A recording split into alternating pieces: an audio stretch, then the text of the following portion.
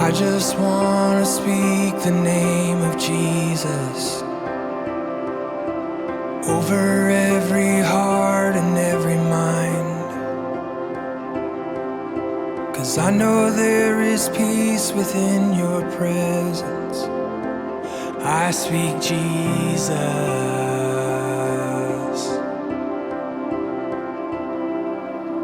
I just want to speak.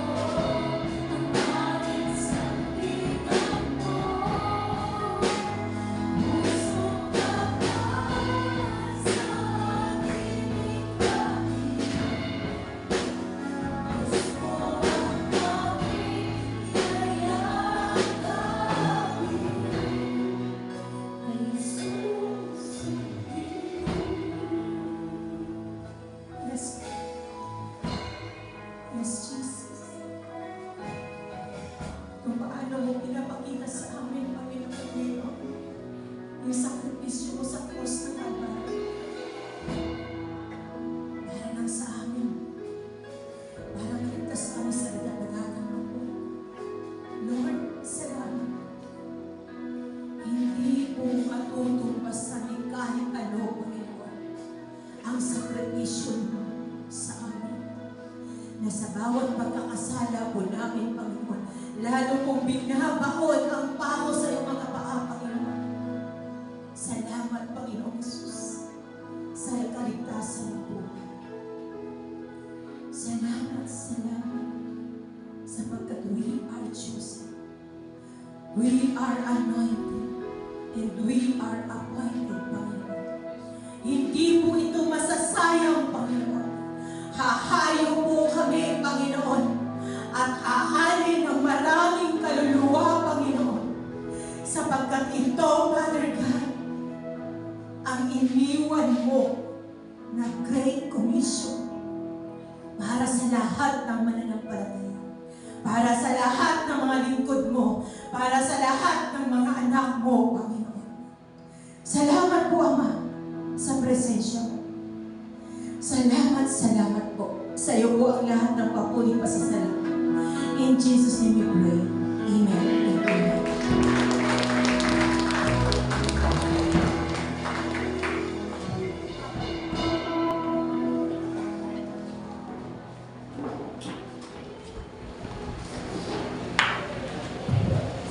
Praise Amen. Magandang umaga po sa bawat isa. Welcome po sa ating gawain dito sa Golden Hills Church.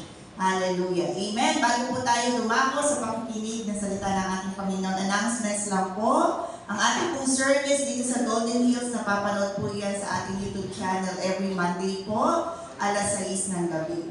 At ang ating pong prayer discipleship, araw-araw po yan, alas 7 ng umaga at alas 7 ng gabi. So mag-join po tayo Monday to Saturday. Hallelujah. At ang ating pong men's, meron pong discipleship. That's every Tuesday, alas 8 po ng gabi.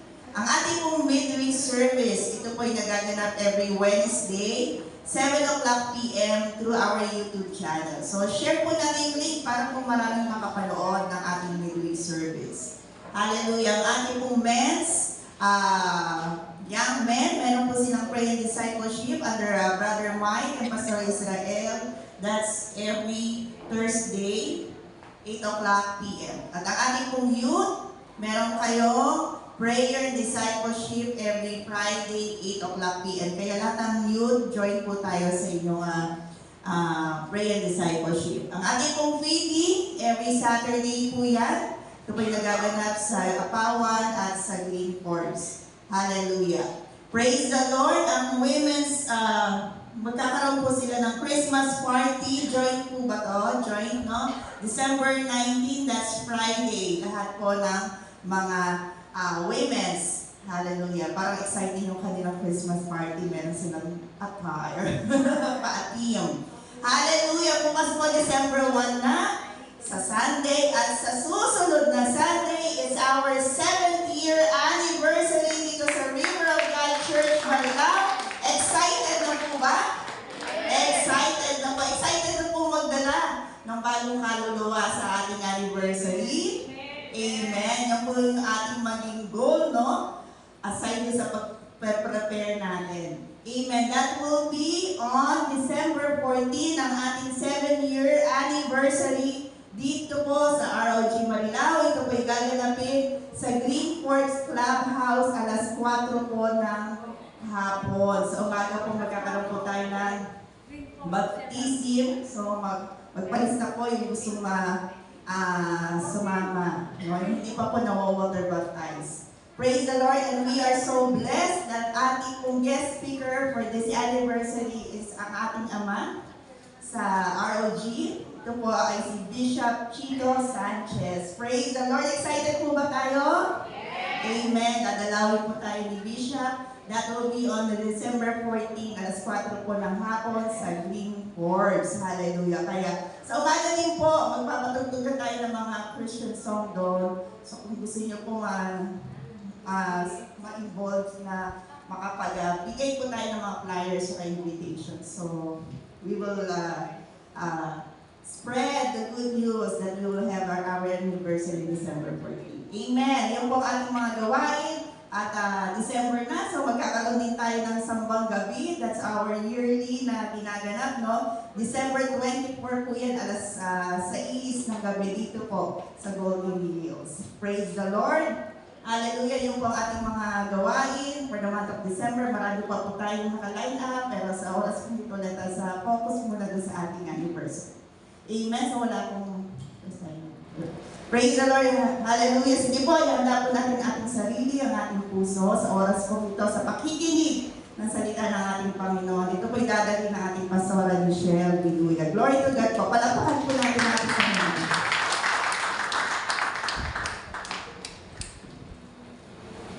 Praise the Lord. Kumanda yung boses ko. Magaling na. Oo nga kahapon. Grabe no? Kasama yun sa ano ni Lord. Biyaya na rin ito kahapon.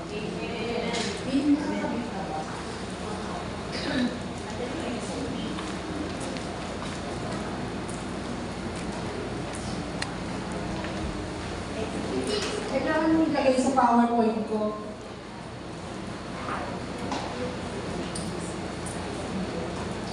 Amen. Praise the Lord. Alam niyo po yung itong verse na to na binaba ni Lord. Right after nung preaching ko, binigay na to ang Revelation 17. So tuwan-tuwa po ako kasi sabi ko, ay, nakababa na. Pero akala ko ganun kadali. Dapat sa suha, doon ko siya una, biglang nag-change ng sabi niya, magkakaroon ng ayuda. So hindi ko siya pwedeng ibaba doon kasi medyo deeper teaching siya. So I changed. Pero during that time, idea meron ako, pero hindi ko po alam talaga kung paano ko kakasahin. Until na dumating na ngayong time na to, dumating hanggang kahapon, isang slide lang nagawa ko, ayan lang. Wala pang title. Pero alam ko Revelation 17. Sabi ni Pastor tsaka ni Grace, nagtarin talaga na mami, sabi niya gano'n. Pero isip ko kasi tinulog ko talaga, kasi sa akin nagre-reveal si Lord pag natutulog ako eh. So nakakatawa po, pagdating ko dito, pag upo ko dyan habang nagpa-practice sila dito, sabi ko kay Grace, paano ko hotspot? Sabi ko gano'n, hotspot ako. Saan naka-internet na po? Habang Hello, ayun. Habang nagpa-practice sila, ako naman po, nag-start na ako na aralin siya using yung Greek. Pero before that, inaano-aral ko na siya. Wala talaga akong nakukuha na magandang to. Pero glory to God, pag upo ko dyan, grabe, kinikilabutan ako, sunod-sunod. Habang pinapanood ko sila, sumusunod yung sumasaya, parang multitasking yung isip ko. Tapos parang nag-jump yung utak ko sa excitement. So tayo po lahat kayo ma-excite kung anong bababa ni Lord. Amen po ba? Hallelujah. This really fresh from God. Hallelujah. Sige po. Mula po sa Revelation, tayo po natin tumayo. Mula po sa Revelation 17 verse 1 and 2.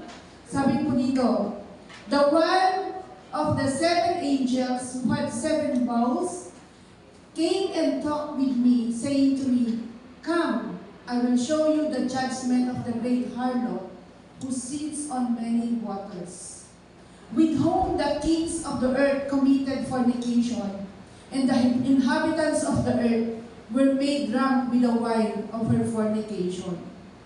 Sa Revelation 17, tanong po tayo lang, Revelation 17 verse 9 to 14, this calls for a mind with wisdom.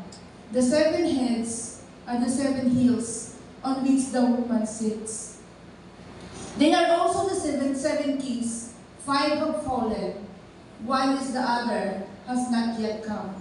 But when he does come, he must not remain for only a little while. The beast who was... Sige, basahin po natin sa Tagalog para mas namnam natin maintindihan. Revelation 17 verse 1. Pagkatapos ang isa sa 7 anghel na may dalang 7 mangkok ay lumapit sa akin at sinabi niya, halika, ipakita ko sa iyo kung paano paparusahan ang reyna ng kahalayan na nakaupo sa ibabaw ng maraming tubig. Ang mga hari sa lupa ay nakiapid sa babaeng ito at ang lahat ng tao sa sanlibutan ay nilasing niya sa alak ng kanyang kahalayan. Revelation 17 verse 9 to 14.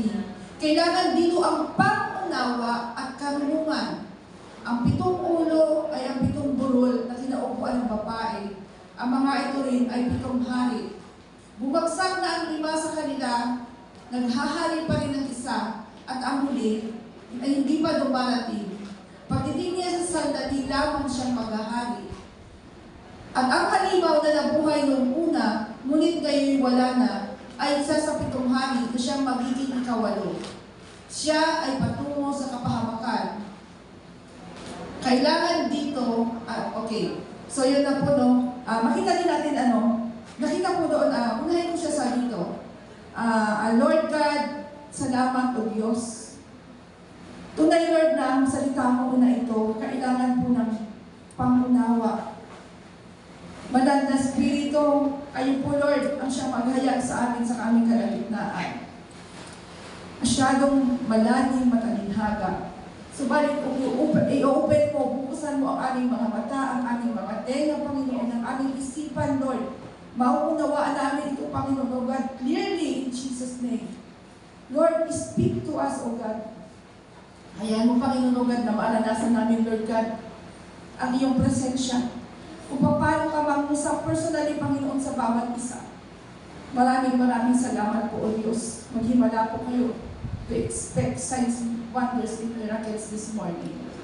Reveal to us the secret of your kingdom, O God. This is our prayer in Jesus' name. Amen. So sabi po dito, no, umusap siya dun sa 2 verse 19. Actually, ang kailangan ko po dyan, ito lang talaga. Kailangan dito ang pangunawa at ang karunungan. Bakit po natin kailangan, yung pangunawa at karunungan? Sa English po, this calls for a mind with wisdom. Kasi po, kung makikita natin, sa Greek po, yung mind po is nous or mind. Ito po yung God-given capacity for each person, sa bawat isa sa atin.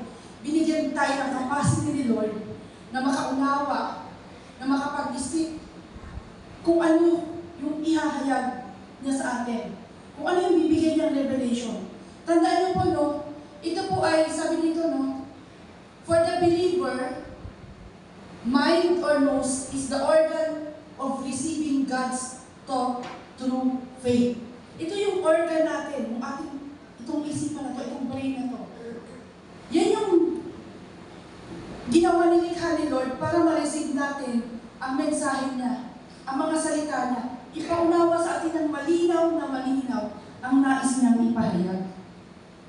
Sa pamamagitan po ng ating pananampalataya, ayun o, yung basic po ng pananampalataya. So kung wala tayong pananampalataya sa pagkakaupo niyo dyan, hindi niyo mo ito maunawaan.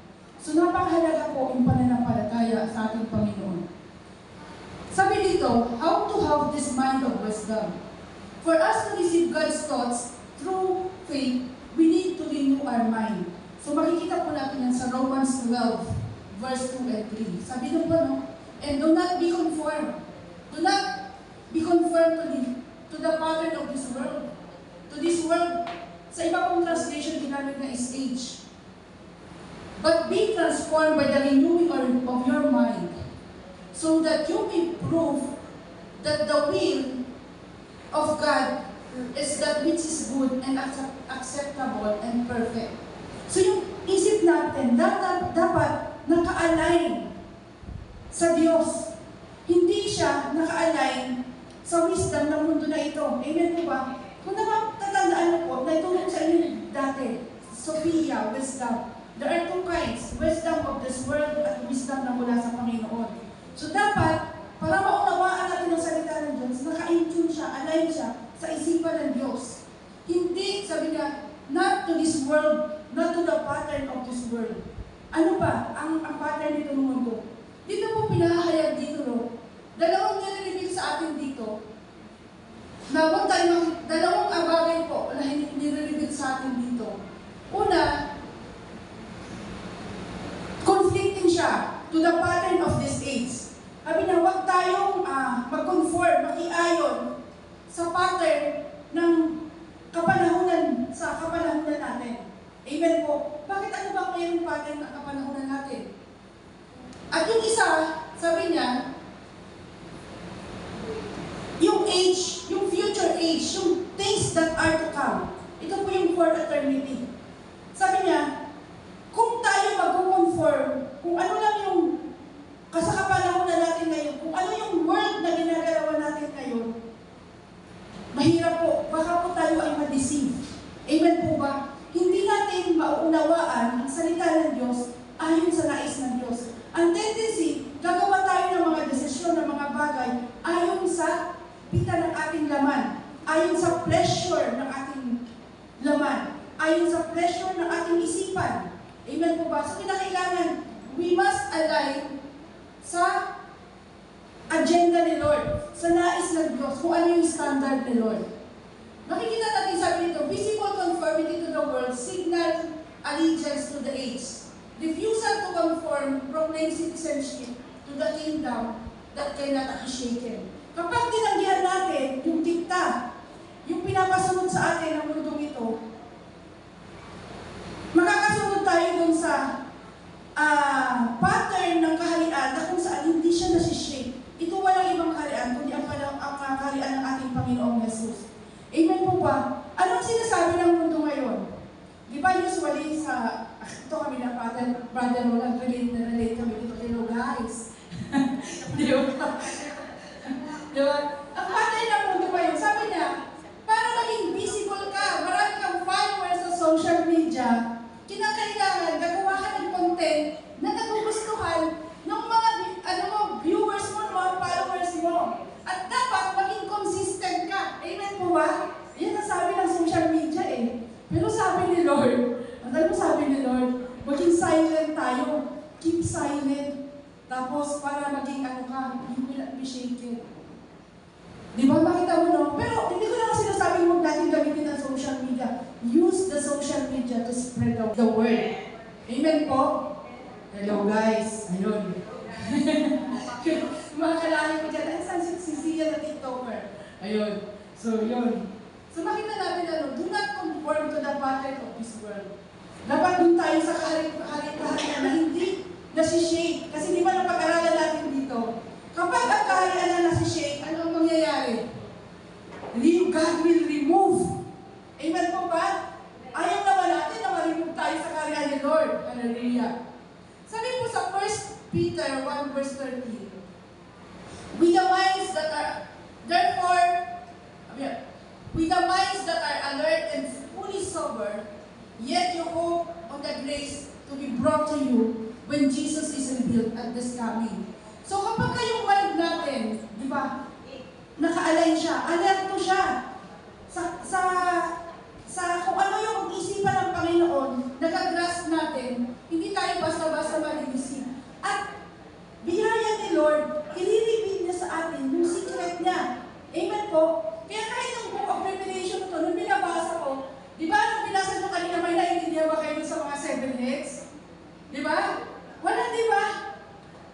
Kasi it's only God who will reveal to us. Ako sa totoo lang, pagkukuntaan, kahapon. Yun lang siguro yung only time na talaga, alam mo yung binaba ni Lord. Because yung mind ko talaga, during that time, talagang ginano niya, sabi ko, si only the Lord can reveal to us. Kahit anong aral natin dyan, ginawa ko na kung aral, basa, tulong, hindi ko makuha. Samantalang nung naupo ako dyan, simple-simple. Diyan, parang bumababa talaga. So, grabe yung ginawa ni Lord. So, nakita niyo po, sabi niya, kailangan dito ang pangunawa at karunungan. Renew our mind, be transformed, and do not conform to the pattern of this world. Para maunawaan natin ang bawat salita kataga na inahayag nito. Katulad dito ang Revelation 17. Sabi po doon ang title po natin, beware of wine seduction. The world's fall into sin. Wine seduction. Alam niyo ba, mapang-akit, no? Na nakakalasing, nilalasing tayo. Sa anong maraming hindi lang basta wine na intoxicating wine, hindi lang yung nakakalasing na wine. Pero nakakalasing din ang ang pera. Di ba? Nakakalasing din ang posisyon. Nakakalasing din ang fame. Nakakalasing din ang ano ba tawag dyan? Yung sexual desire. Amen po ba? Na pag once na napasok ka doon,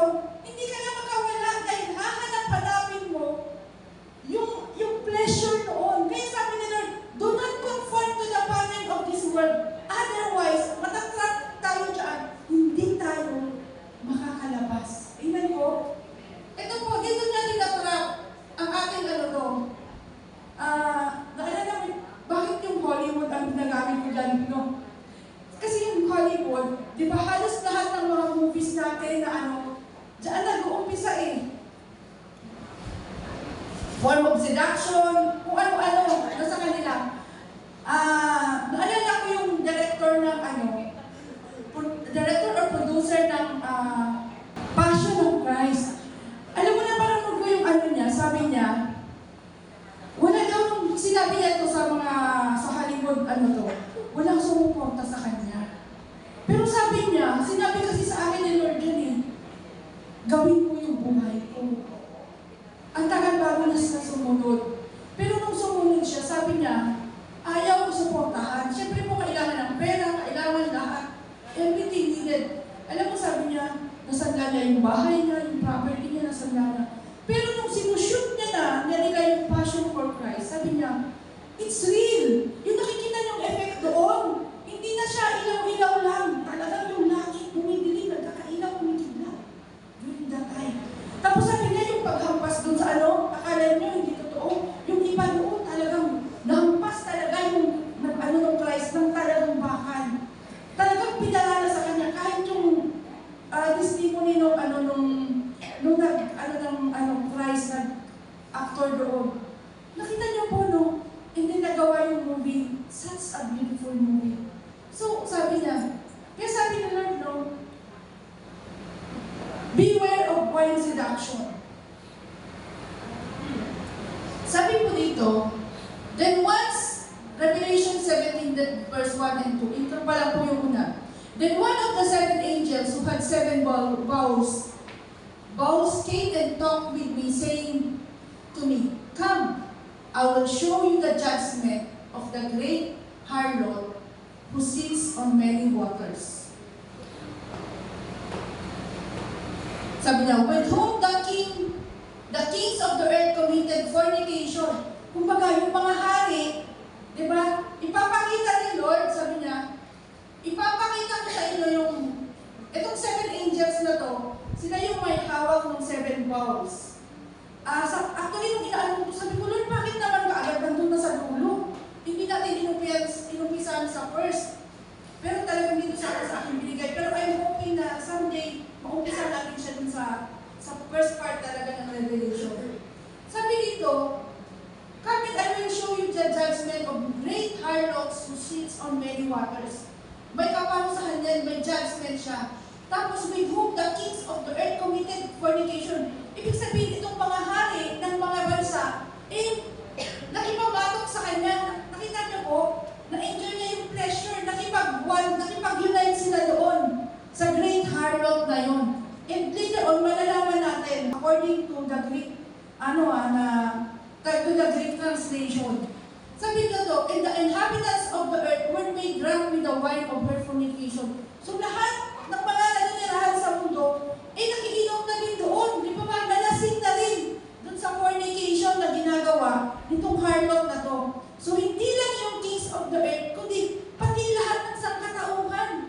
Na-enjoy na yung drunkenness na yun. Drunkenness saan? Di ba pag tinuro mo, lalo na pagka nag-networking kayo? Kasi nung naka-attend ako mga seminar yan eh. Talaga namang, ano ba yung sinasabi nila, di ba? Sa social media, kailangan kang, may social proof. Kailangan yan, di ba kayo mga networkers, pag nag-post sila, mga kotse magagara, talaga namang iba nga doon, nanghihiram lang, para lang i-post, hindi naman pala talaga sa kanila. Para lang yung mga nakakapanood sa kanila na, this is our lifestyle. We have it. Yan. So, ganun yung ginagawa nila. So, nakita ko po, ang dami sa atin na naging parte noon. Kasi ang mundo, ang i-offer sa atin, all the brilliance and pleasures of this world. Amen po ba? Pero si Kristo, nang dumating dito, sabsaba, pinagana, sinong gugusto dun sa atin, di ba? Hindi. So, totally different ang in-offer ng mundo. Sabi po dito, isa-isahin po natin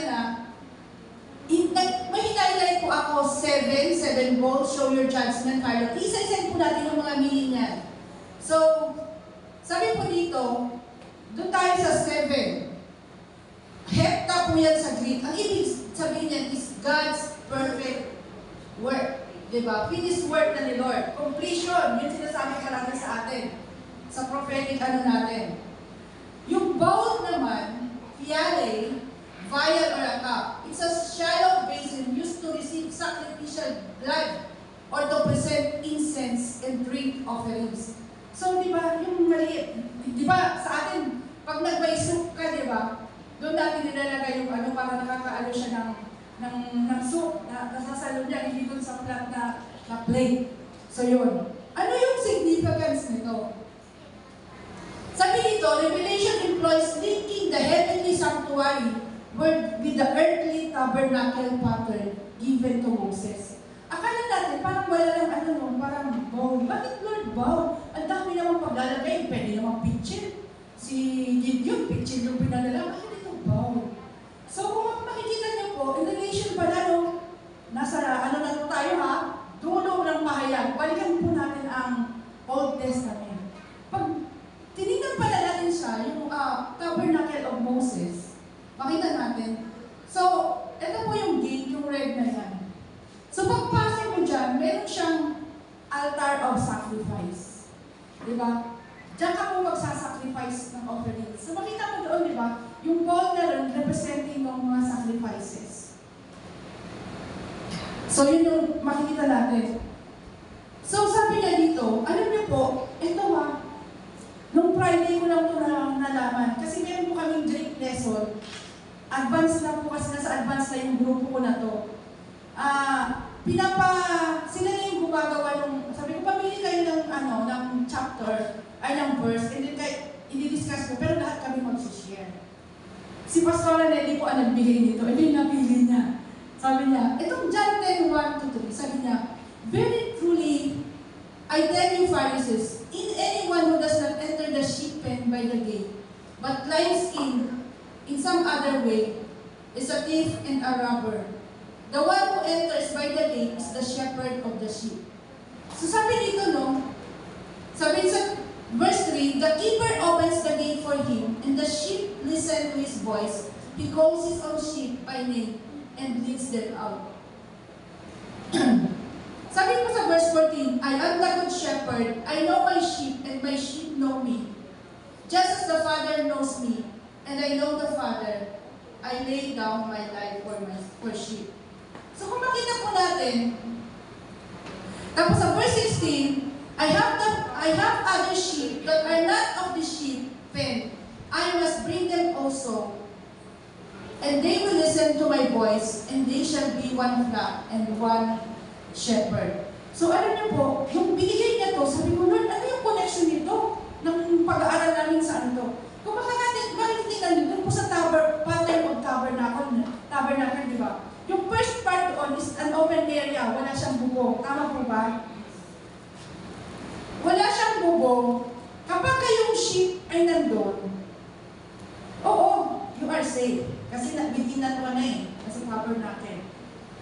Tingnan mo, ano ba yung furniture na nandoon? The altar of sacrifice, the bowl, di ba? Representing doon sa Book of Revelation. The bowl, yung representing doon sa Book of Revelation, di ba? Na nabasa natin. Pag sinasacrifice ka ba, ano pang ginagawa sa'yo?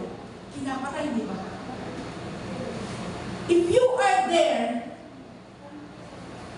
pag dumating si Christ, pasok ka sa tribulation. Amen po? Ligtas ka, pero dadaan ka ng tribulation. Ang sabi dito, kapag may dumaan doon, hindi dumaan doon sa gate, kasi sabi ni Lord, I am the gate eh. Nakita niyo po yung Revelation, kinuha ko yan lang sa Greek. Hindi ko mauunawaan yan kung wala talaga yung Greek na translation na yun. Di ba pagbukas ng pito, pag dumaan ka doon, bubuksan ka ng shepherd. Kasi ikaw yung recognize na may-ari eh. Ang magtanakaw, hindi doon dadaan kasi may fence siya. Nakita niyo di ba sa drawing? Either sa gilid, kung saan man doon. Pwede kang ma-snatch out din. Nakita po, ikaw nasa loob, pwede kang ma-snatch out. Pag hindi mo natagalan ang tribulation process, ang tendency mo is magpapatatak ka, di ba? Revelation 13, yung napag-aralan natin before. Nakita niyo po? So we must not conform to the pattern of this world. Kasi nasabi sa atin, kasi kung ang hilig ng katawan natin nandun pa rin sa mundo, sigurado ko, magpapatatak ka.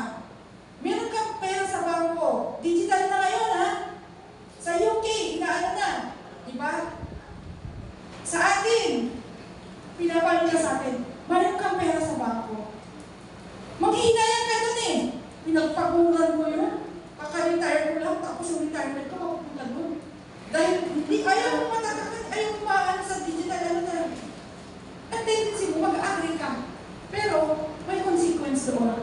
Eternal separation. Nakikita niyo po. So this is a warning for all of us. Alam niyo po kahapon, may bago. During our singing, nakita ko talaga dito isang angel with a trumpet. Dito. During the time na praise and worship. And alam mo yung damit niya? Is a Philippine color na Philippine flag. So I know that angel, ito yung nag-guard sa ating nation. Ano bang nangyayari sa ating bansa ngayon? We are drunk. Di ba? From the top. Grabe yung corruption sa atin. Sa buhay natin, tingnan natin, assess natin yung sarili natin. Sa personal naman. Nasaan ang estado mo? Nandun ka ba sa outer court? Mahirap kapatid kung nandun ka lang. Safe ka. Pero, because may altar of sacrifice, papayag ka ba sa tribulation na dadaanan mo? Let us not be content doon sa outer court. Pumasok tayo doon sa holy place, sa inner court. Secured na doon. Natin yung love, di ba, the menorah pattern. The Spirit of God is there. You are equipped with the 7 spirits of God. Nakukuha niyo po, how things relate. Sabi ko, Lord, thank you so much talaga. Grabe si Lord. So sabi dito, puntahan natin, Revelation 10:14. I have other sheep that are not of this sheep pen. I must bring them also. They too will listen to my voice, and there shall be one flock and one shepherd. Sabi niya, meron pa akong other sheep, ibang tupa. Ayan, doon na natin sa Greek ha, para mas ano nyo. Sorry, napunta na kaagad yung kaagad. Sorry. Nakalimutan ko, I forgot to include yung Greek translation niya. Sa English na po, yung other sheep na to, this pertain to same kind of sheep, pero sa iba siyang kulungan. Di ba ang shepherd po, no? Ang kanya-kanya silang alaga, no? Pero sabi ni Lord, ito yung alaga ko. Itong isang tong sheep na to, nasa ibang kulungan. Other sheep, pero kaparehas din siya. Kaya lang, I must bring them also. Kinakailangan, isama ko din sila. Kasi nga, partly, naligaw sila, pero parehas ito eh. Christ believers to eh. Pero because, yung kanilang top, kasi nga di ba may yung sabi ni Lord, yung hindi pumasok sa aking gate, di ba? I am the shepherd. Si Lord ang shepherd. Pero yung iba kasi, may ibang nananampalataya kay Kristo, pero hindi pumasok doon sa gate ni Christ. Hindi kay Kristo. Naribig ko na kanina. So yun. Alam niyo po, yung papasino sa road. Kung mapapansin po, sabi ko, Lord, ito ba talaga to? Kung tingnan niyo po, what is happening sa road ngayon? Ito pong bagong Pope na si Pope Leo XIV. Nag-issue siya ng bagong decree na kung saan iniba niya po, dati kasi dahil naman tayo galing ng Catholic dito, di ba, majority. Di ba, sa Catholic, kapag si Mary, may co-equal power siya na mag-save. Tama po ba?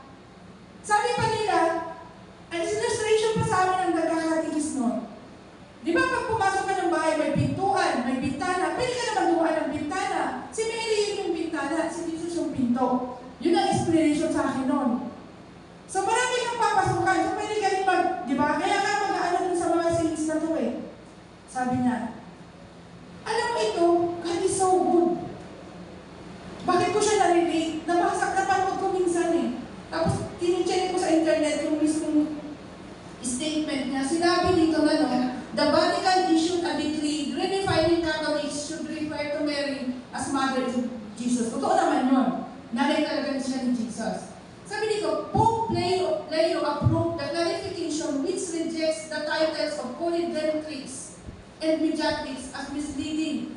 Na yung pagiging co-redeemer ni Mary, sabi niya, clarifies, nire-reject na ni Leo. So nakaalam niya siya sa atin, only Jesus is the Redeemer. Kaya sabi ko lang, nung mabasa ko yung John, ito yung 10:14 na to. Wow, Lord. Sabi ko, they are on the other ship, pero sabi ni Lord, I must bring them in these last days. Hindi na reveal na sa kanila. Nakuha niyo po from the papacy. Pero tayo lahat galing dun, di ba? Ang sabi sa atin, mayroong infallible power. Katikis yan eh. Kasama ko yan sa quiz pag nag-ano ka, pag dumadayo kayo sa mga quiz-quiz. Pag sinabi nung hindi nagkakamali ang Pope, para siyang Diyos. Ang ibig sabihin nung paliwanag sa amin ng katikis namin. Kasi daw, kumbaga, parang on yung skin, na trace mo, kitang-kita mo na mula sa original pag pinato mo, alam na alam niya yung mind of Christ. Holy, kaya nga diba, holy Pope, di ba na tawag sa kanila. Pero imagine mo ngayon, matagal nilang tradisyon, bigla nang binabaliktad, kaya they are shaking. Bakit sabi ni Lord, I must bring them into. Imagine niya yun. Sabi ko, grabe ka Lord. The church reaffirmed that Mary's role in salvation is real, but remains clearly subordinate to Christ. Hindi talaga siya yung nagligtas. Ginagamit lang siya. Parang tayo, gagamitin tayo para mag-invite ng kaluluwa at dali natin kay Jesus. That was the only role of Mary. Nakita niyo po, marami pa akong tradisyon si Pope Leo na inaano na, pinapaliktad na. Grabe, no? Revelation 7:1-2. Doon na po tayo, sabi niya, no? Sabi niya, tapos na tayo sa 7 bowls, and now, sabi niya, come, I will show you the judgment of the great harlot who sits on many waters. Doon na tayo sa show your judgment. Sabi po dito, yung judgment na word is krima. Kaya yung word na crime, krimen, dito pala nang galing, no? Sabi niya, punishment or condemnation. Yung krino, yun yung judge. Nakuha niyo po, tao na siya. Yun yung tao. And the judgment, the krima, is the result no sentence na binigay no krino. Yan. Tapos dito tayo, great harlot, come, I will show you the judgment of the great harlots who sits on many waters. Tingnan po natin. Sabi mo, ang tanong natin, sino yun? I will show you the great harlots now. Who is the harlot who sits on many waters? Sabi dito, ang harlots na yan, or the prostitutes, sila yung mga, they have committed sexual immorality. So, those who committed sexual immorality, ibig sabihin, nakipag-sex ka na sa labas ng marriage. Nakuha niyo po? Aside from the mga bayaran, if you committed sex outside of marriage, you are considered as prostitute or harlot. Kaya talagang we need to ask repentance, cleansing from the Lord. Sabi ko, yun yung ano niya, no? Yung porne, so yung word na, porneosan, porne yung root word na, meaning prostitute or harlot. Sabi po dito, prostitutes as a sex worker, those who deliberately stimulates or fulfills unwedded sexual desire. Ito yung sinasabi ko siya, speech and conduct. So pati yung mga malalaswa, na magsasalita, diba? Kaya nasabi ni Lord, pag nanasa pa lang, nagkakasala na tayo. Amen po? And figuratively, ang tawag din dun sa mga running idols, ay ang tawag din doon ay harlots or prostitute. Alam niyo po, nung maging Kristo, bihira ko sabihin kung reason ko kung bakit ako naging Kristano eh. Kasi hindi siya madramang impact. Alam niyo po ba, on my desire na napasok ako sa isang company na ni-require kami na mag-Bible study. On my desire, na talunin ko tong Bible teacher na no, nag-aaral ako ahead. Sabi ko, tatalunin ko talaga ito. Kinakailangan, yun yung ano ko siya, yun yung reason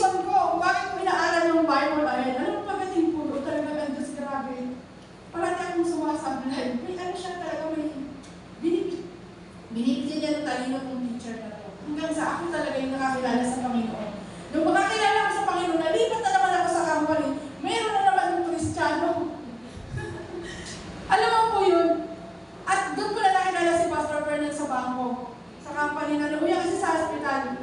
Yung aming boss doon, ang unang pinanood namin na ano is crisis in faith and Catholicism. So naging ano po ako doon hanggang sa yung Book of Revelation, talagang merong nabibili na newspaper na End Times Magazine. Monthly lang po ang publication mo. Bumibili talaga po ako doon sa UN, sa PCBS. So, doon po talaga ako yung kaya ako umano sa Panginoon because of that. Gusto ko yung deeper knowledge, hindi sa, alam mo yun, kaya bibihira na ano eh. So, yun na ano ko, doon ko nakita no, na yung idolatry na ginagawa sa loob ng Vatican. Even yung, alam mo yung kay, ano eh, kung bakit si Martin Luther, naging na-separate siya, na-Protestant, sila, Alberto Rivera. sila yung mga, ano, basta may mga ano doon na talagang in-expose nila yung dark side of Catholicism. So yun po yung reason. So kaya po talaga yung atong revelation na to, sobrang tumatakto sa aking puso. Sabi po na yung porneia o porneo, metaphorically, an idolatress so of Babylon, Rome, the chief seat of idolatry. So makikita natin yan sa, di ba, totoo naman talaga? Kasi nga, itong Rome na to, di ba? Yung Catholicism, sila yung nag-spread, hindi lang sa atin sa Pilipinas, all over the world. Sila yung sa atin nag-influence eh.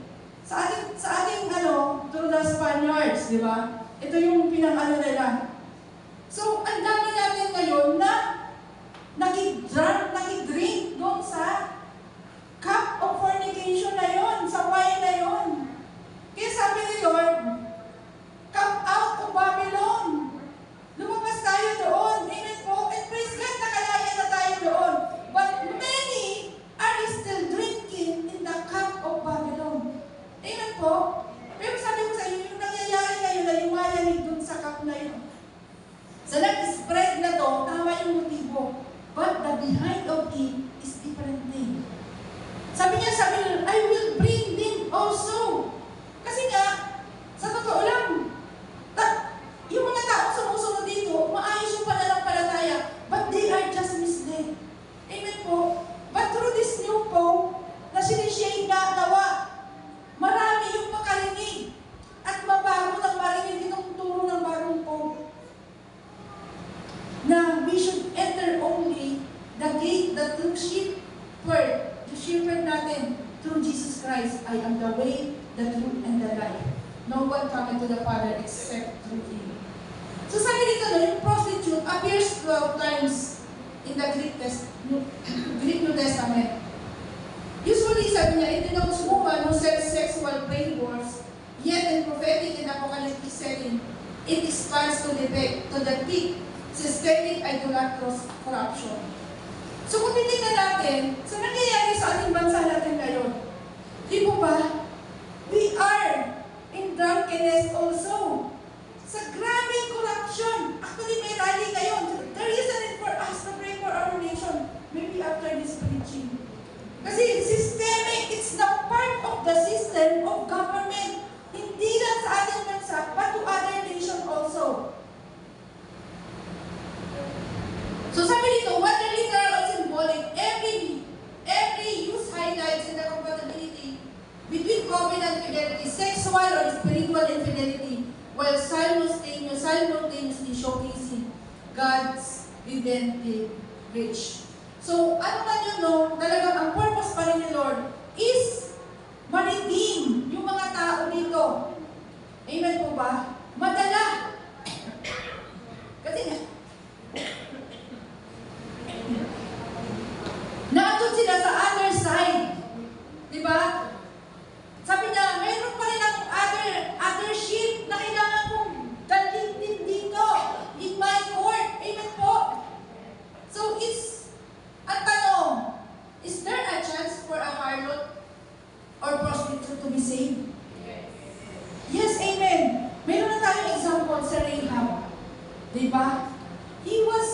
a prostitute, pero nasave siya. Si Magdalene, di ba? Famous siya. Nasave siya. Many of them are still outside. They are our friends, our relatives, and we must bring them into the fold. Amen po? Kaya nasa last days na po tayo. Sabi ko nga, Lord, parang maintindihan ko to. Talagang, kay Lord lang talaga. So, ayan, ano ko na po yan. Ayan. Sabi, likewise, Jesus' ministry demonstrate that genuine repentance brings full kingdom entry, even for those society deems irredeemable. Kaya yung iniisip na natin ka, wala nang pag-asa yan, talagang talamang na ng kasalanan, kaya pa siyang paguli ng Diyos. Amen po ba? Sino ang gagawin doon? Tayo. So tayo po yung kikilo. Amen po ba? By the way nga pala, just to FYI, na ko nito din, na-research ko na. Habang nandyan po ako nakaupo kahapon, sabi ko Lord, kasi sabi doon, di ba, sits on many waters. Di ba? Napansin yung kaninang verse na pinuntahan natin. Di ba? A harlot who sits in many waters. Nung research ko, sabi ko, Lord, saan ba ito matatagpuan? So nagtayo ako sa kay Google. Kung tama si Google na, sabi dito, ang Rome is often referred to as city of water. Amen po? So, and city of water, at na marami sa kanila, sa ilalim pala ng mga buildings na yan, ay tubig. Kasi, marami silang aqueduct, yung water system na daanan. Actually, yung Venice Canal, no, na mayroon nito tayo sa Grand, kumbaga, gaya-gaya ba? Parang ginagawa natin sa BGC, di ba? Sa ilalim niya, may tubig, ibabaw building. So, yun. At, doon din kasi may mga dumaanan ng mga barko, di ba? Mga kanal. And, talagang maraming river siya na dumadaan, nagkaano sa road. So, that's why, ang tawag sa kanya, the water, the city of water. Does it coincide with the book of Revelation? Di ba? Kasi talagang it takes God for us to understand His Word. Amen po? Sabi ko kung hindi, maiisip ko ba na i-research yung sa Google kung hindi inano ni Lord? Di ba sabi sa atin, sa kanila doon sa dyan, si Lord yung nagbibigay sa atin ng isip at First Peter. Di ba? Kung ano yung, doon siya nagpo-communicate sa isipan natin. Sa pagkakaupo ko doon, kung hindi ko naisip, hindi ko naman ito mabubuo eh. Sabi dito, kaya di ba, kaya sabi niya, establishments in Rome been located on top of water due to the city's extensive aqueduct system. So yan, karamihan sa kanila, ilalim ng tubig. Sabi dito, here Babylon sits on many waters. That is, she presides over many nations. Tama ba? Di ba? Ang Pope, she's visiting many nations. And may kapangyarihan siya. Kaya niyang magpatawag ng mga presidente ng mga bansa kung punta doon sa kanila. At nakikipulong siya. In fact, meron siyang even sa world religious leaders. Kaya meron silang yung ecumenism, alam niyo po yun, yung one world religion, cooperation among religions. Actually, when I was principal sa River Spring, na-invite po ako dyan. Sabi ko kay Bishop, atin ba ako dito? Kasi yung River Spring po, pag-aari po yun ng River of God sa Pasig. Atin ba ako dito, Bishop? Ang invitation para sa iyo to dapat eh. Hindi ikaw na umatin. Umatin po ako. So, school kasi siya. Pero, yun pala, iba-ibang religion yung nandun. Magpipray kayo ng sarili yung prayer. So, I was there. Dun sa prayer na yun, may Muslim, basta may mga religion, alam na yung iba kung ano. So, nagtutuwa naman yun, I was praying. Grabe yung ng mga bata. It was a very short prayer. Kasi you can pray your own prayer eh, malaya ka eh. Pero yung mga bata, they were participating na nag-pray ako. Sabi ko, glory to God. Talaga. Hindi ko yun para sa akin, pero kay Lord. Pero yun yung ginagawa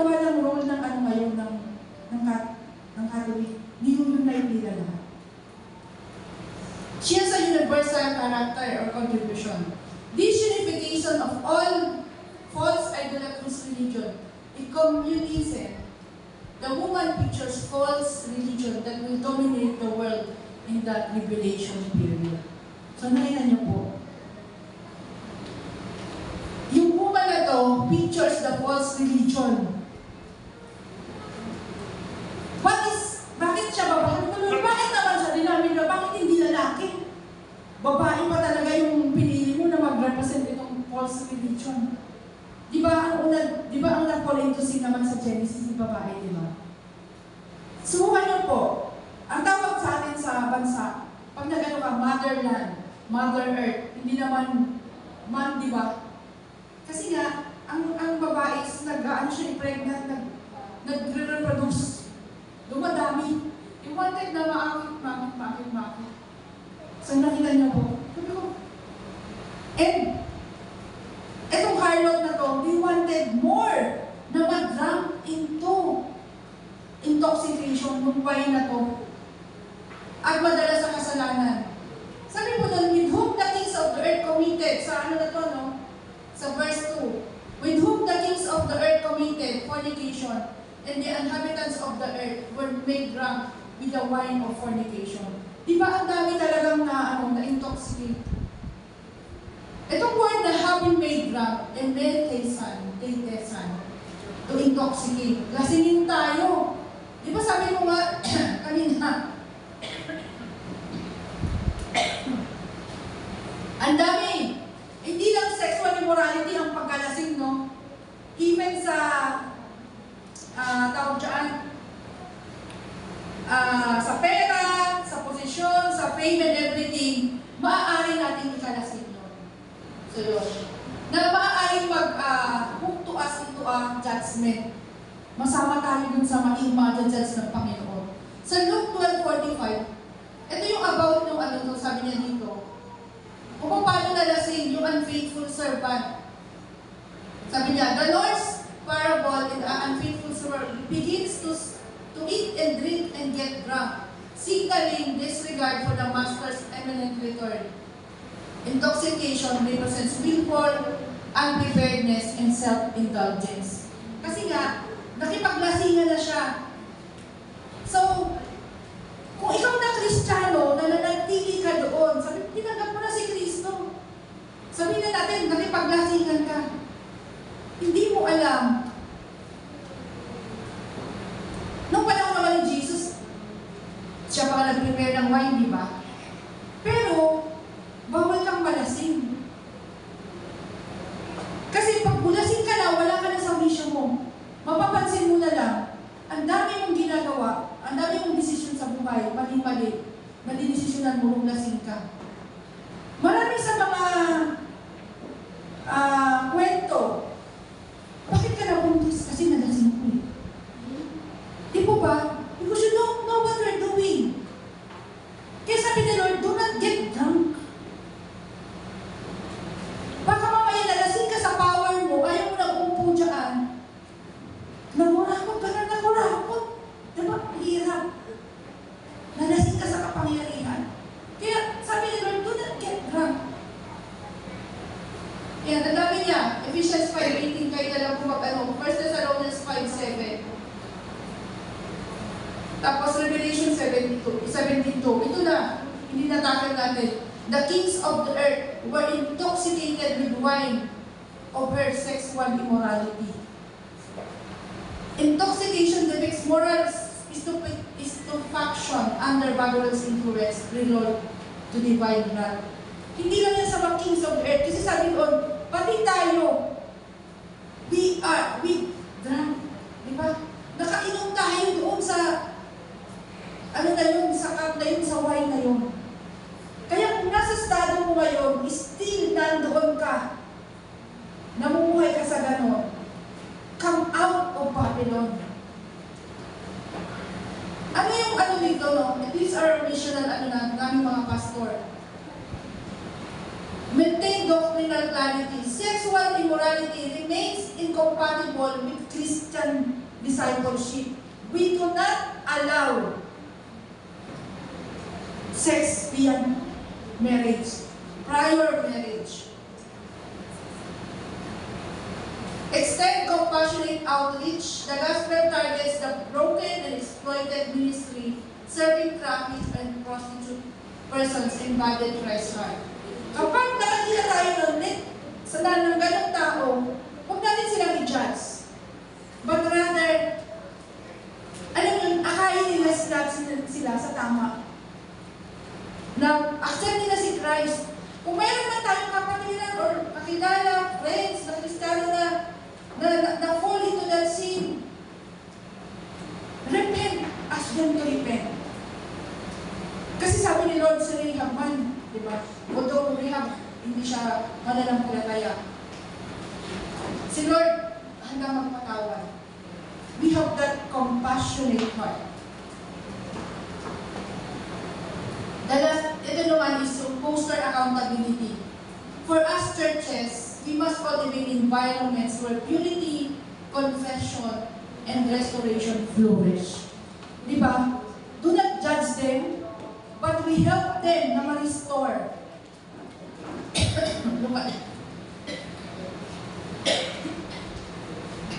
Si Lord naman po, pag pinatawad tayo, kinakalimutan yung ating nakaraan ng pamilya nakaraan. Amen po ba?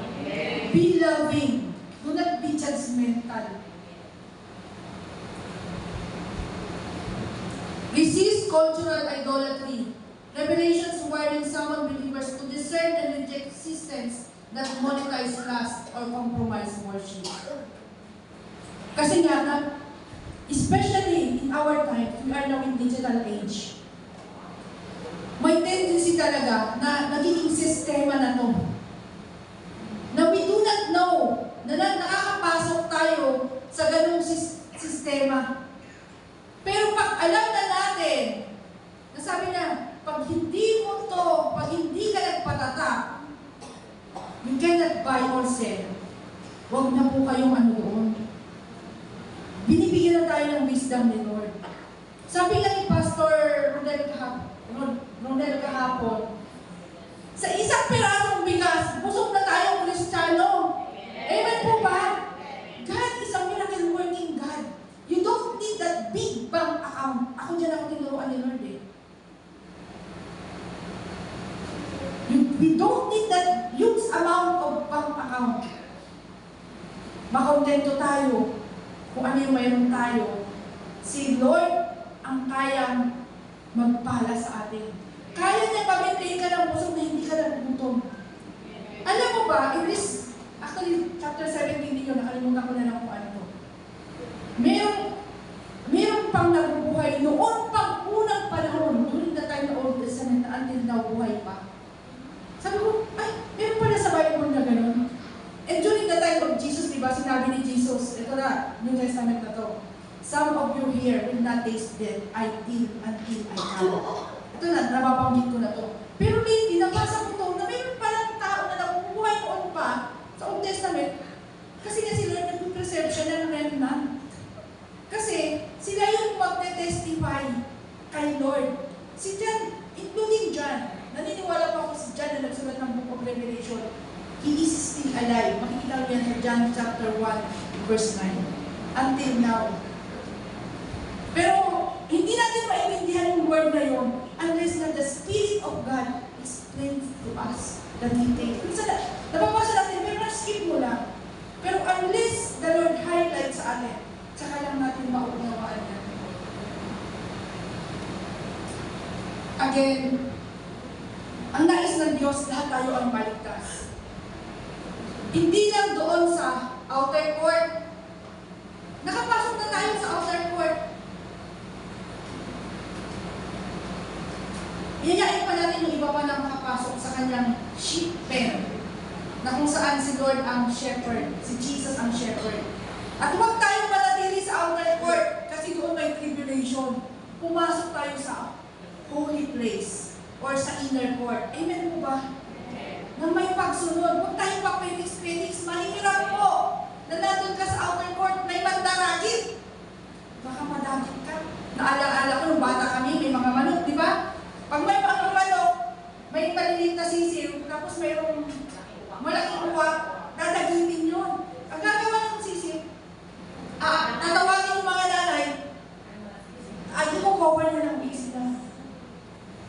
Pasok tayo dun sa may cover ng tabernacle. Huwag dun sa labas, mapanganib. Amen po. Huwag po tayong maglaro sa apoy. Mahirap na. Baka hindi ka tayo makapatid. Many people will judge us. Baka hindi mo matagalan ang judgment ng tao, katulad kay Job, sa inaaral natin sa mga taga-prayer and devotion. Mahirap. Kaya, mamuhay na tayo ng matuloy. Lastly, again, beware of the wine of seduction. The world fall into sin. Mag-ingat tayo dun sa wine of seduction. Very tempting siya. Bakit may mga Kristiyano nagpapakalasing pa? Because something is there na nagbibigay ng pleasure sa kanila. Amen po? Come out of Babylon. Your soul is too precious to lose. Sayang naman po. Ligtas na tayo. Pero dahil sa nalasing tayo dun sa wine of seduction na yun, hindi tayo makalabas dun sa Babylon. Kaya nang bumaba ang judgment, kasama tayo. Ang hirap nun. Maging part na sa akin natin, maging parte tayo ng bride of Christ. Pag-rapture, kasama tayo. Amen po. Flee from Babylon's intoxication before judgment falls. The world is drunk with sin. Totoo yun. The world is drunk with sin right now. Believers stay sober in Christ. Pinagpalang umaga po ang bawat isa. Thank you, Jesus. Hallelujah.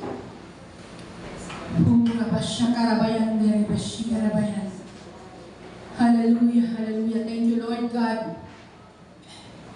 Hallelujah. Salamat, Lord Diyos, O God, sa iyong salita ngayon na ibinawa niyo sa aming Panginoon.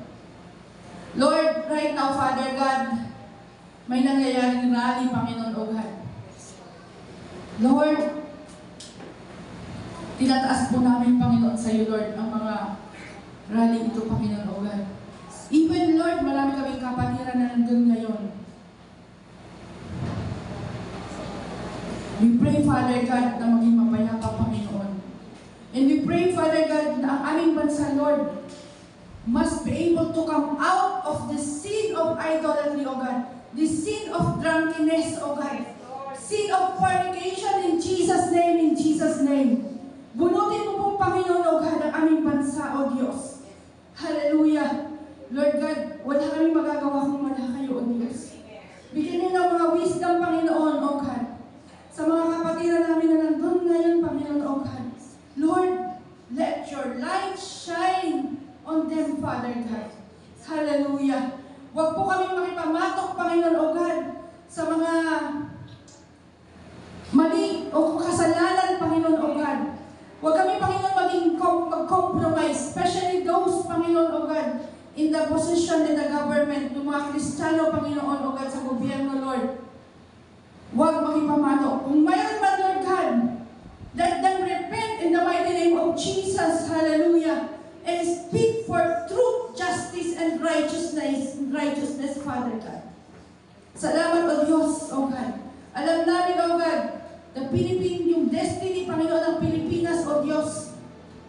Yung blessed destiny, Panginoon, mararating po namin, O God. As we intercede, O God, right now, wala man kami doon. But in prayer, O God, nililift up namin ang aming government. Hallelujah. Panatilihin mo po, Panginoon, O God, na maging maayos. Ilabas mo kami doon, Lord God. Sa Babylonia, O God.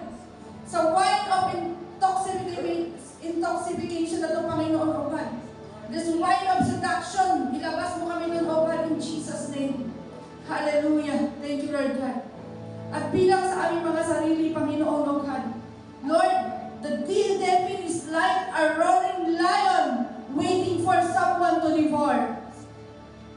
Father God, give us a discerning spirit, O God, na ma-recognize namin who are this devil, O God, this roaring lion, Panginoon, na sumisila sa amin, O God.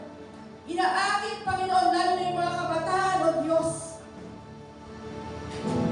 At first, Panginoon, friendship, magandang ino-offer. And then, later on, kung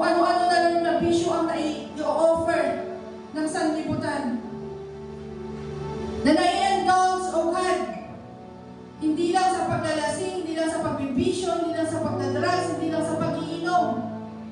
Even, Panginoon, O God, the sin of sexual immorality, O God, we cancel all these things in Jesus' name. Hallelujah. This Jezebel spirit, O God, that is roaring, O God, get out, O God, in our church, O God, in our families, O God, in our bodies, O God, in Jesus' name. Purify us, Father God, in Jesus' name. Hallelujah. Lord God, thank you, Lord Jesus. Salamat, O Diyos. At muli, binabago itong katuruan at ito. Inahayag mo, Lord, ng malinaw, O God. Hallelujah. This time naman, Panginoon, bigyan mo kami ng puso, Panginoon, a compassionate heart.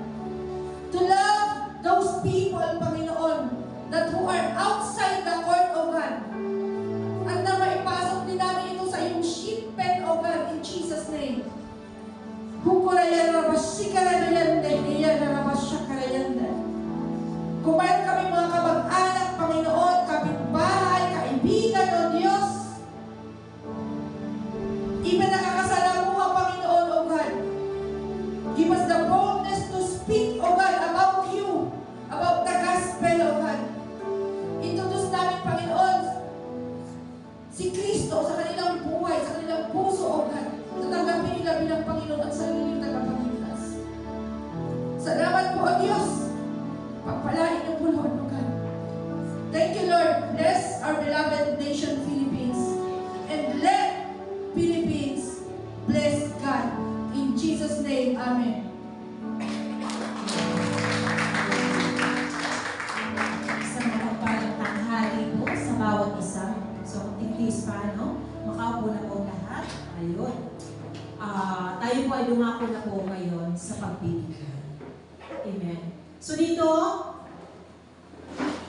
ang binabago ni Lord sa akin, it's about humingi, humana, humato. So, sobrang nagrema po sa akin kanina yung binaba ni Pastor Rachel nang sabi patungkol sa karunungan. Na alam naman po natin yan, na kung ang isa po sa atin ay naghahangad po ng karunungan, ay malaya po tayo humingi po sa ating Panginoon. Sapagkat ang ating Panginoon ay mayaman, kaya pong ibigay ng Diyos lahat ng nais po natin. Kaya nga pong sabi dito, no, humingi. Ang sabi po sa Mateo, chapter 7, verse 7 to 8, humingi kayo at kayo'y bibigyan. Humanap kayo at kayo nakakasumpong. Pumatok kayo at ang pinto'y bubuksan para sa inyo. Sapagkat tumatanggap ang bawat humihingi at nakakasumpo ang bawat humahanap at binubuksan ang pinto ng bawat kumakot. Salamat sa pagkabasa sa salita ng ating Panginoon. Hallelujah. Sa aking pag-aaral po dito, tayo pong lahat ay malaya po tayo humingi sa Diyos. At ang Diyos ay mahaba ang kanyang kamay para po bibigyan po tayo ng pagpapalang nagmumula sa Kanya. So, tayo po ba ay humingi na sa ating Panginoon? Siguro, yes, humingi na po tayo sa Diyos. Pero mayroon pong mga bagay na hindi po agad-agad binibigay ng Panginoon sa atin. Bakit kaya? Meron pong rason ang ating Panginoon. Next po, ang sabi nito, humanap. So ano po ba yung kadalasan hinahanap ng tao? Pera, no? Parang minsan hindi na po ano po yung paghanap po yung presensya po ng ating Panginoon. At doon po, no, humahanap palagi ng pagkakakitaan, humahanap po palagi ng ano po ba yung magiging bagong business. Amen po. So, dito po, makakasumpong daw po tayo kung tayo po ay buong puso na hahanap. So, kumatok. Ito po yung kumatok po kayo. Saan ba dapat tayo kumatok? Siyempre sa puso ng ating Panginoon. Kapag tayo po ay kumatok sa puso ng ating Panginoon, hindi po tayo bibiguin. Sabi ko kay Lord kanina, Lord, bakit ito yung binabaha mo sa akin? Para namang hindi yata connected doon sa pagbibigay. Pero sabi kasi ni Lord sa akin, anak, may mensahe ako dyan. So bakit? Di ba kanina karunungan? Kailangan natin humingi ng karunungan sa Diyos. At dito po papasok ang discernment spirit. Kasi hindi po lahat na ipapadala ng Diyos sa atin o hindi po lahat na tayo ay mag-pray kay Lord na hihingi sa Kanya ay ibibigay. Alam niyo po, may mga tao na pinapadala ng Diyos sa atin na nare-discern po natin na naa-abuse po tayo. At ito po yung magiging dahilan sa pagkakisod. At ito po yung magiging dahilan sa pagtalikod sa ating pananampalataya. So, dapat yung discernment spirit, hingin po natin to sa ating Panginoon. Ayun. So, humana po, no? Actually, yung tatlo na to eh. Yung sabi ko nga dito, yung pangatlo, yung kumato, sabi ko nga, Lord, yung mensahe mo, sabi mo, pagbubuksan ang lahat ng kumakato. So, kaya nga po, uulitin ko, napangalaga po ng discernment spirit. Kasi, malay mo, ang kumakatok na pala ay masasamang tao. So, grabe si Lord, no? Talagang pinapaalalahanan ng Diyos ang kanyang mga anak. Last verse po, sabi po ito, sa 12, kaya gawin ninyo sa inyong kapwa ang ibig ninyong gawin nila sa inyo. At ang kahulugan ito ang kahulugan ng kautusan ni Moises at ng turo ng mga propeta. So ano po ba yung dapat mong gawin mo sa iyong gawin mo at para gawin din po sa kapwa mo? Sabi ko kanina, much better po na magtanim po tayo dito sa gawain ng ating Panginoon. Bakit? Para hindi po tayo ma-deceive ng kaaway. Kasi, malay mo, di ba, bibigay ka sa kapwa. Antes mag-alala, di ba dapat yung iba, instead na mag-thank you po sila, nakukulangan pa. Pero kung dito po tayo magbigay sa gawain po ng ating Panginoon at dito po tayo magtanim, alam po natin na mapupunta po ito sa tama.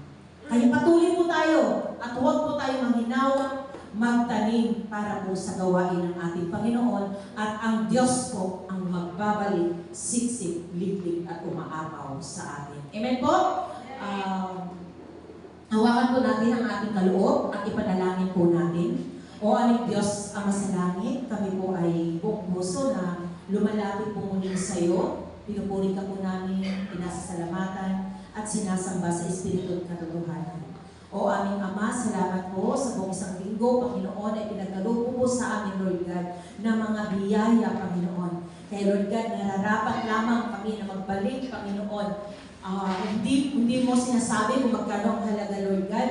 Bagkus, Lord, nagrema po sa puso po namin, ang malakay greatin, Panginoon, na subukin ka po namin, Panginoon. At ibubuksan mo ang darangawan ng langit at ibubuhos mo po ang tunay na pagpapala sa iyong mga anak, sa mga tao na nagtitiwala at sumusunod sa kalooban mo. Kaya Lord God, hindi man po lahat, Panginoon, nakakasunod dito, Lord God, ngunit Lord, kung puso po kami nagbibigay sa iyo at kasyahan mo nawa ang handog po namin sa iyo, Panginoon. Lord, i-bless mo po ang mga salaping ito, Panginoon, na mapupunta po ito sa lahat po ng tao na nangangailangan, Panginoon. At maalala ka po nila, Lord God, na ikaw ang dapat maitaas, ikaw ang dapat paparangalan, Panginoon. Kaya salamat po ng marami, patuloy niyo pong i-bless ang iyong mga lingkod, Panginoon.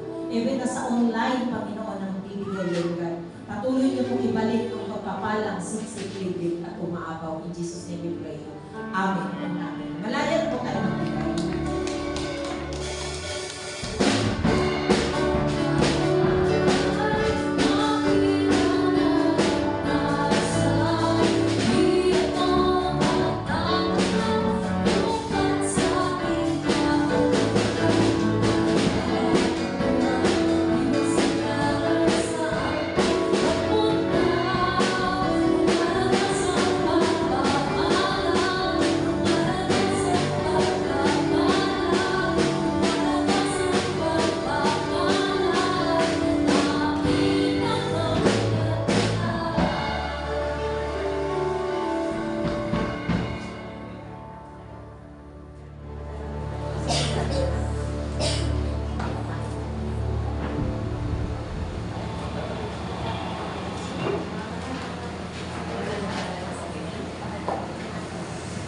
Praise God! Hallelujah! Tayo po muli tatayo.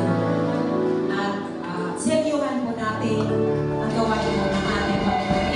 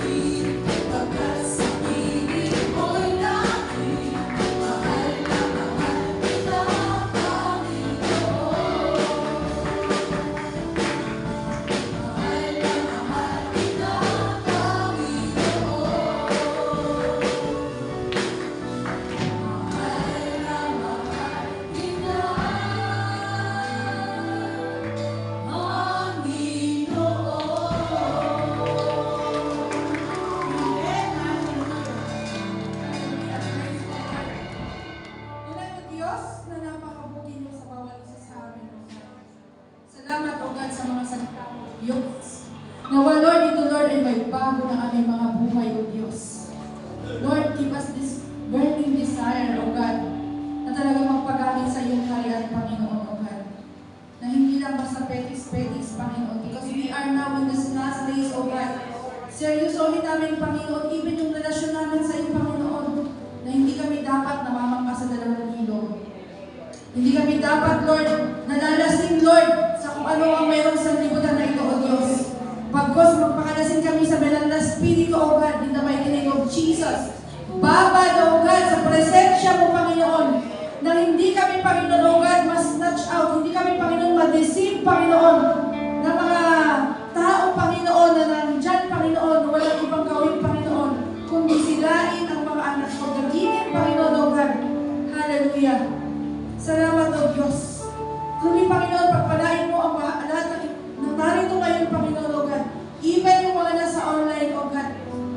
Lord, bless them mightily. Bless us, O Father God. Hallelujah. With the anointing power of the Holy Spirit, O God. Hallelujah. The Lord bless you and keep you. The Lord make His face shine upon you and be gracious to you. The Lord lift up His countenance upon you and give you peace. Hallelujah. Humayo po tayo lahat na may kapayapaan, pagmamahalan sa ating pamilya, taglay-taglay, ang paspas na pagpapala mula sa Diyos. Ito po aming dalangin sa pangalan ni Jesus. Amen.